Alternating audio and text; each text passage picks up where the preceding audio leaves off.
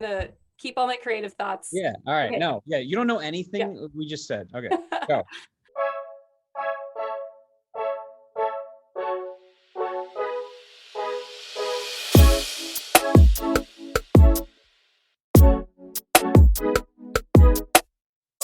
If you're like me, or I think I can safely say any other person in the working world, you've daydreamed about quitting your job to move to a new city or pursue an ambitious dream.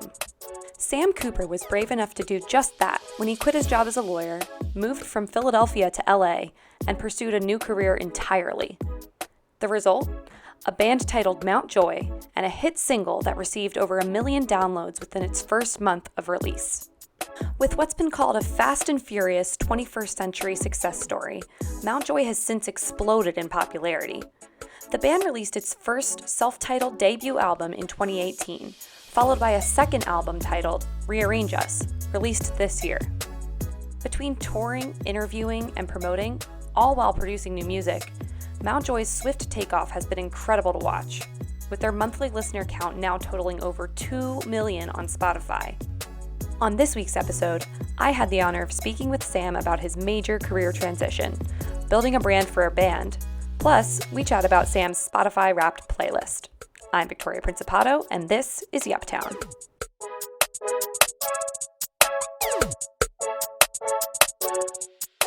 Welcome to the show. Thank you so much for being here. Here on Yuptown, we speak about career transitions. So when I learned that you're someone who has a background in law, well, you're a lawyer, I'm a man of the law. but you transitioned to a very successful full-time career in music, I knew I wanted to reach out and see if you'd be interested in being a guest. I'm a huge fan of Mount Joy. I think you guys were on my Spotify Wrapped playlist for like the past couple of years. Oh I'm yeah. I'm gonna own that right now. Yeah, you definitely were in the top artists. Yeah. Um, so I'm so excited to have you on. Thank you so much.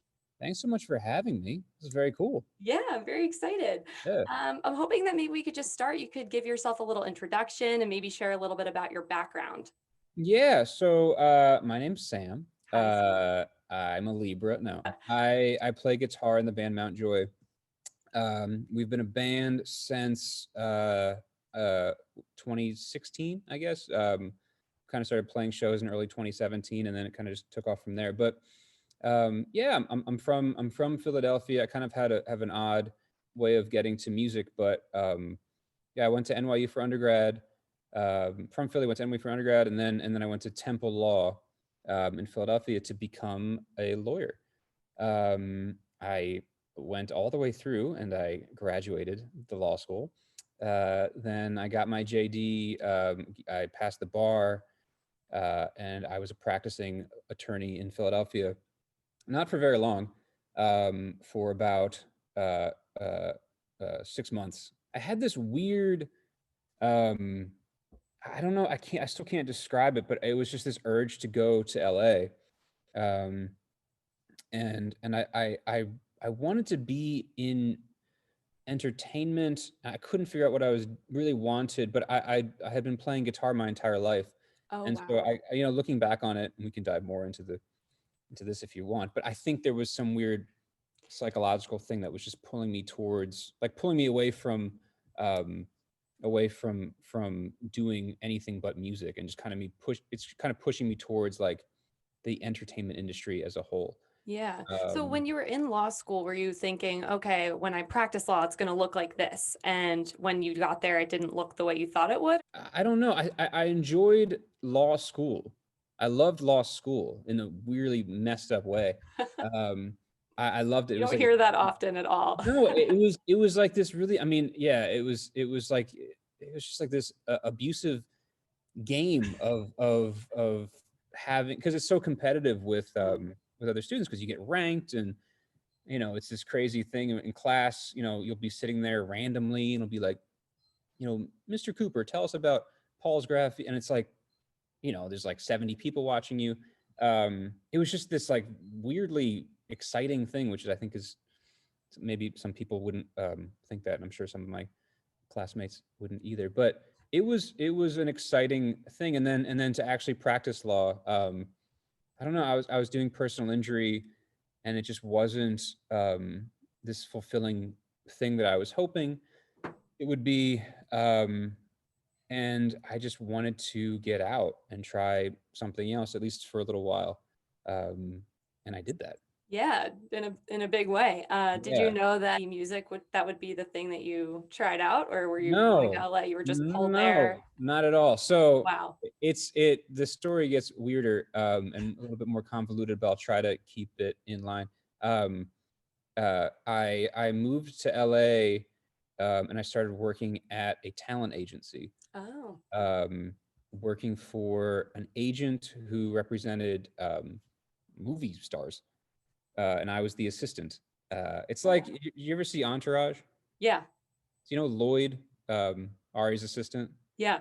That was me. I Oh, was I was just getting bossed around and called all kinds of names. I'm not sure oh my like God. what rating your podcast has, but it was being called names that you couldn't even imagine, like an adult calling another adult.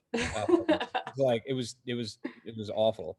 And so I only lasted a few months there, but I wanted to stay in LA, so I started, working for I started working for a visual effects company, and just like kind of odd jobs just to like keep living this like LA dream.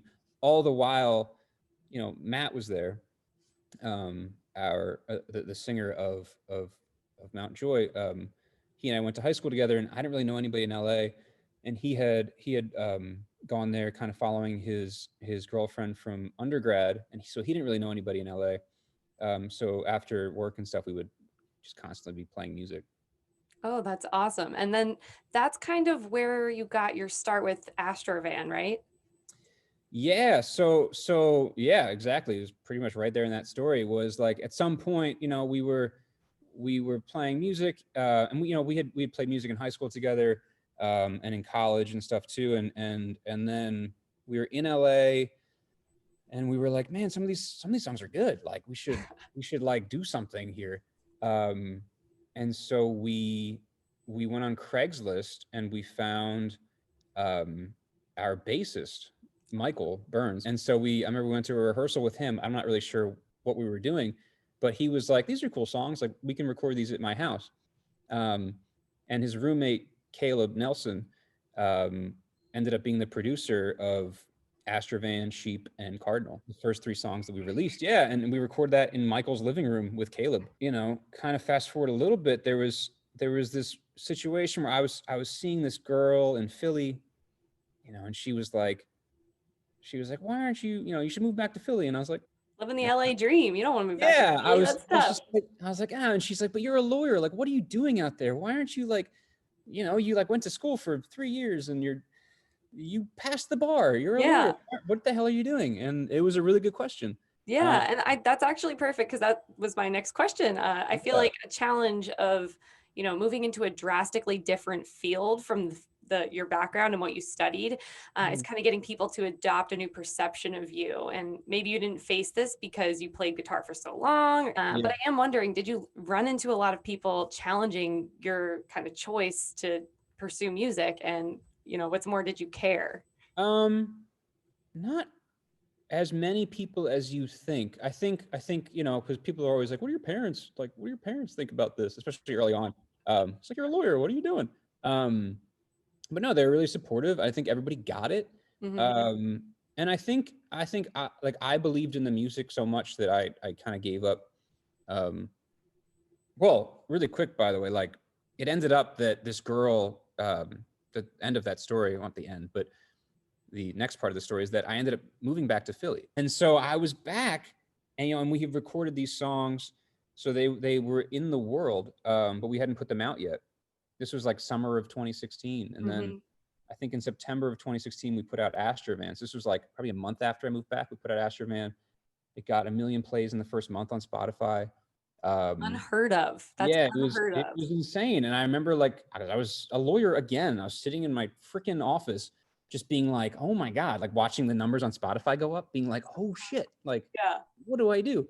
Um yeah, and I remember it was just kind of like a now or never type thing, and it was like, "Well, I'm just going to do that." So I ended up, going back to LA. Matt was still there, but there was never anybody being like, "Don't do that." It was more of like, "Well, if you don't do this now, like when the hell are you ever gonna do it? And you'll probably Yeah. regret it forever if you don't." So Yeah, and it sounds like it definitely took on a life of its own anyway. It feels like as a listener that your first album came together pretty organically. There wasn't like a real process in place. You didn't have like a namesake to really kind of live up to. It was just you and friends creating music.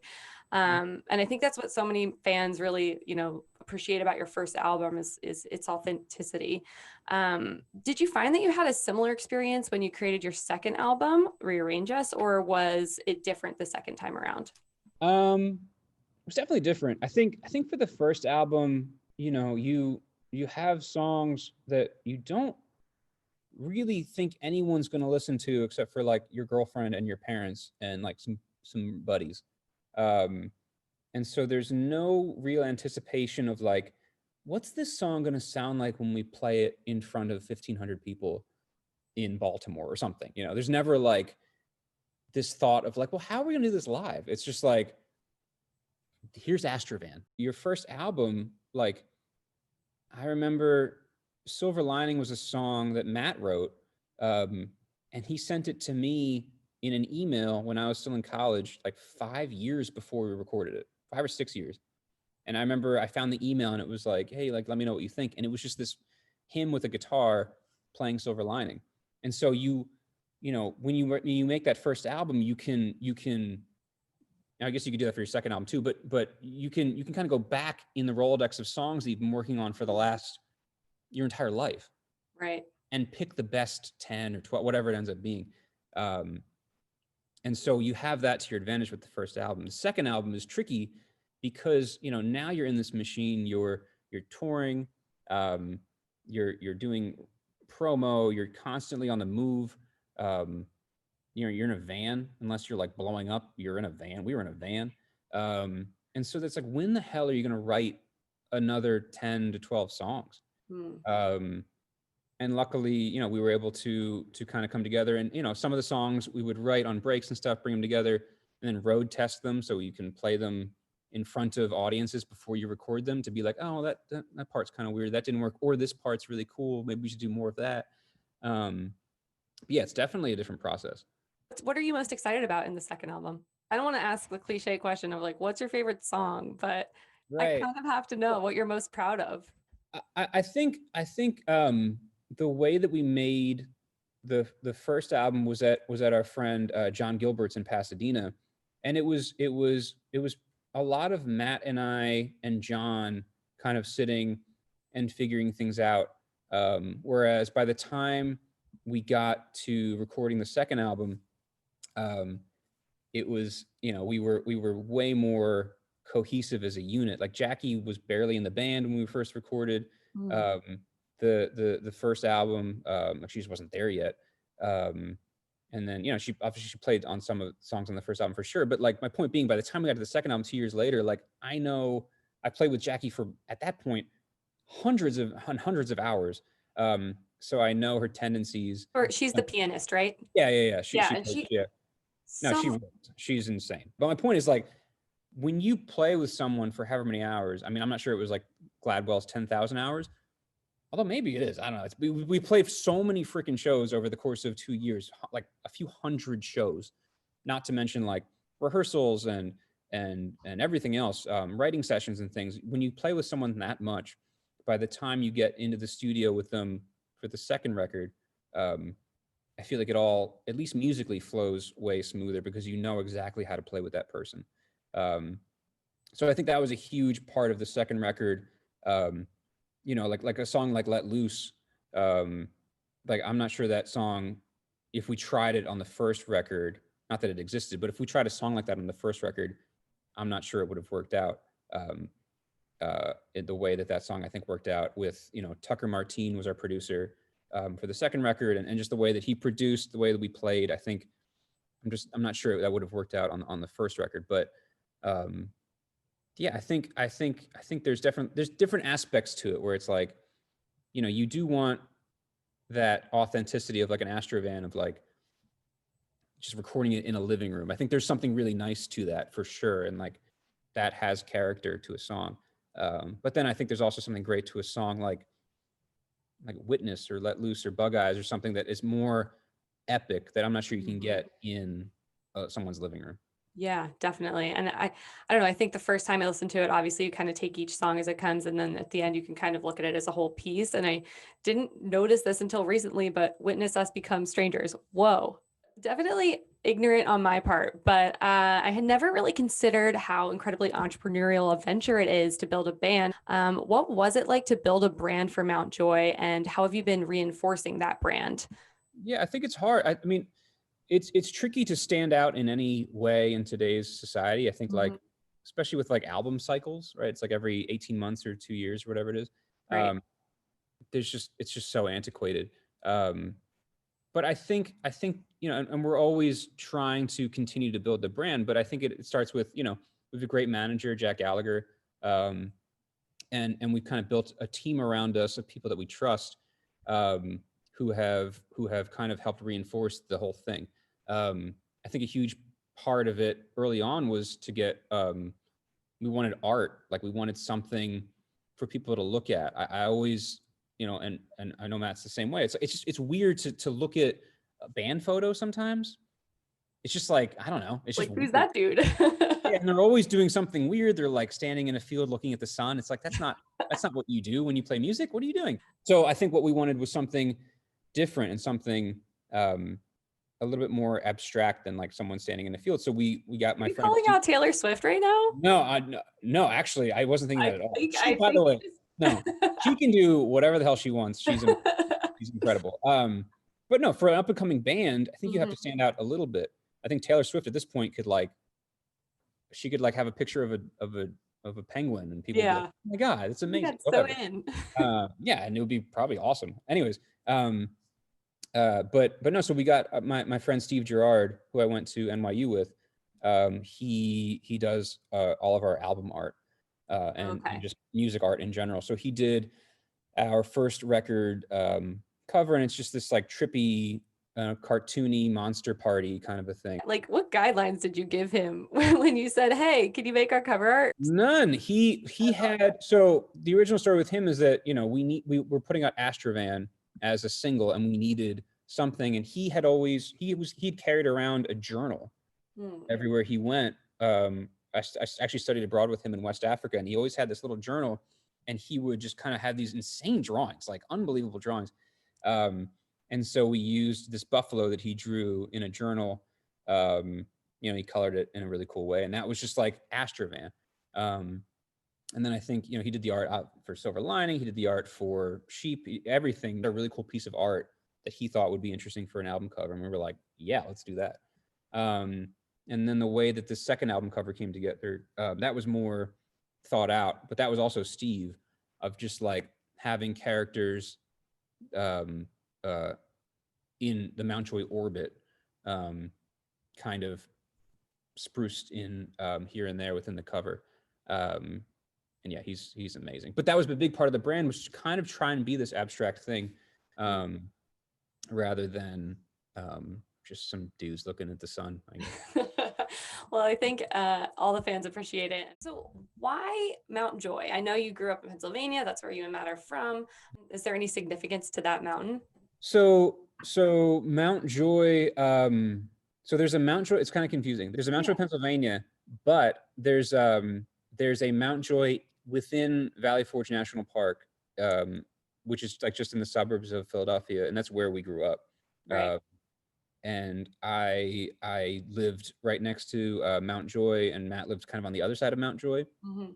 And we used to in high school and stuff. We used to play music around there, and so it was just kind of like having some kind of significance to our hometown, just paying homage to our hometown. So, how would you describe Mount Joy's style? Uh, uh, it's tricky because like That's what I'm struggling with as I like write up your yeah, bio. I'm like, what do I like? Groovy, indie, I, rock. yeah, I always just say like if I'm in an Uber and they're like, what do you do? I say I'm in a band, which I try to avoid as much as I can. But if I do, and they ask like, what kind of music is it? Um, I'll say like folk rock, but I don't know how accurate that Yeah. actually is. I don't know. I think we all kind of come from different backgrounds. I think like Matt comes from this like you know Grateful Dead vibe. I'm kind of more like rock. I don't know what the hell I am. Jackie's like this classically trained keyboard player. She's incredible. Mm. And I think kind of when you put it all together, um, I don't know what the hell it ends up being, but you call it whatever you want, I Call guess. it Mountjoy, and that's it. Yeah, we're Mount Joy. Yeah, for sure. Yeah, What are you listening to right now? that's a great question. Let's go to my Spotify. See what's going on. Yeah, what was on your Um, Spotify Wrapped playlist? there was My Morning Jacket. I think was my most listened Oh, to. yeah. Um, there's a song by them called "Phone Went West." Oh, Um, it's I don't off know of what one of this their is. earlier albums. It's incredible.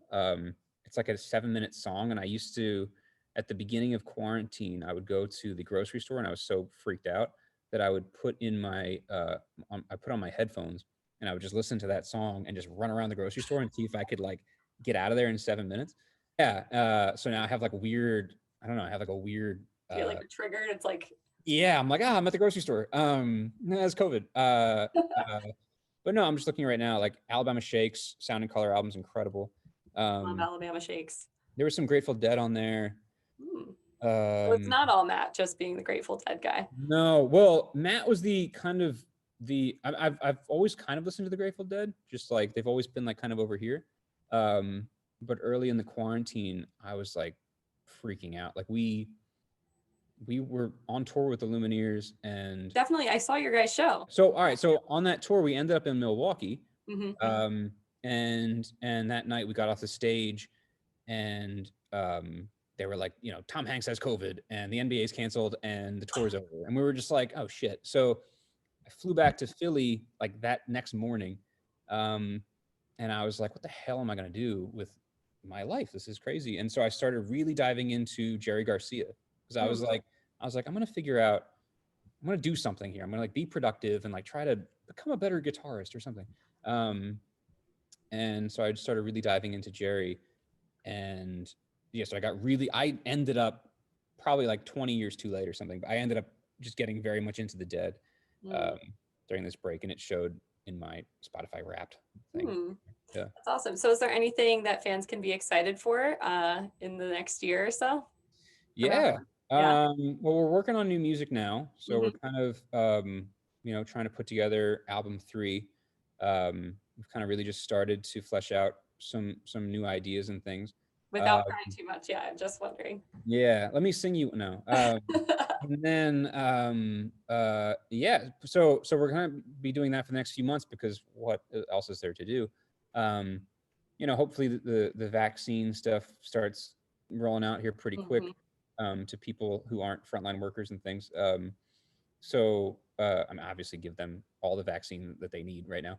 Um, but I think in July we're scheduled to play Red Rocks with Rainbow Kitten Surprise. Hopefully, there's a few festival things this summer that I don't know if I can announce yet, but um, hopefully they happen.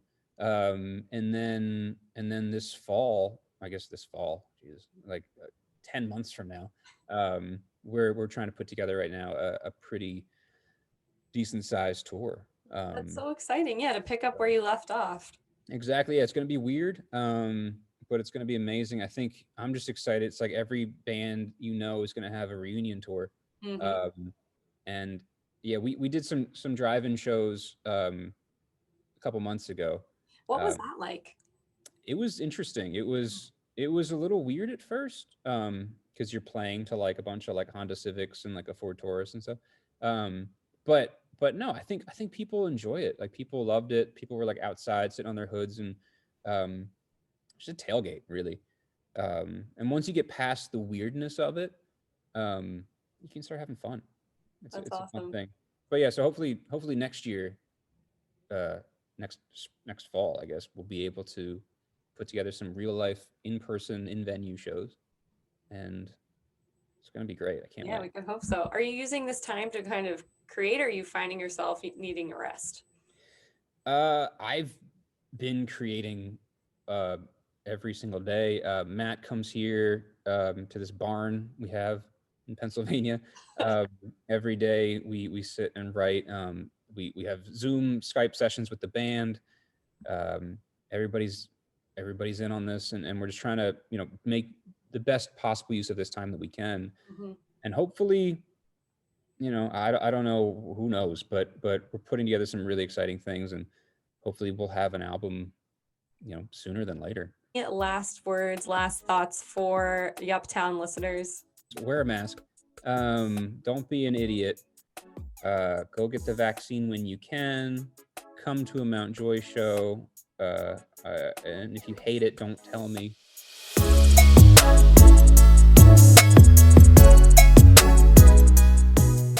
If you enjoyed this episode of Yuptown, be sure to like and subscribe on Spotify and Apple Podcasts today, or check us out on yuptownthepodcast.com.